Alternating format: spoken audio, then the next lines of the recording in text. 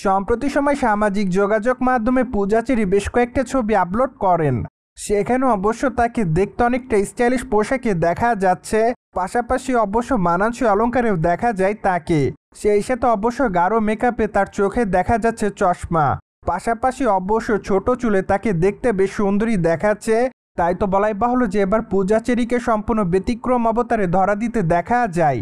আর এজন্যই তার রূপের প্রতি বর্তমানে নতুন করে দিশেহারা তার সকল দর্শক, যার প্রেক্ষাপটে অনেকে তাকে অ্যামেজিং লিখেছে, আবার অনেকে তাকে প্রিটি গার্ল বলে দাবি করে, পাশাপাশি অনেকে আবার তাকে গর্জিয়াসও লিখেছে।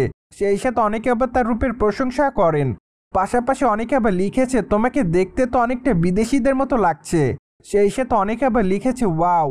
সো যাই হোক, সবকিছু মিলে আপাতত এই তারকা তার সকল দর্শকদের কাছে এভাবে নজর এসেছে বলে জানা যায়। প্রসঙ্গত ঢাকা ইন্ডাস্ট্রির দর্শকপ্রিয় তারকাদের মধ্যে অন্যতম পূজা চেরি রয়। কেননা এই তারকা তার কেরিয়ার এরই মধ্যে একাধিক চলচ্চিত্র উপহার দিয়েছে তিনি তার দর্শকদের। তাই তো বলাই বাহুল্য যে তিনি তার অভিনয় গুণে তার সকল দর্শকদের কাছে আলোচনায় থাকেন সর্বদাই। মোরওভার এই তারকাকে সর্বশেষ ব্ল্যাক মানি ওয়েব সিরিজ অভিনয় করতে দেখা যায়। সেখানে অবশ্য তার অভিনয় রীতিমতো তার দর্শকদের কাছে নজর কাড়ে। তাই তো বলাই বাহুল্য যে চলচ্চিত্রটির মাধ্যমে তিনি তার দর্শকদের কাছে ব্যাপক আকারে প্রশংসা অর্জন করেন। প্রসঙ্গত চলিত বছর ঈদুল আজহা উপলক্ষে পূজা চেরি তার দর্শকদেরকে উপহার দিবেন তার বহুল প্রতীক্ষিত চলচ্চিত্র টগর।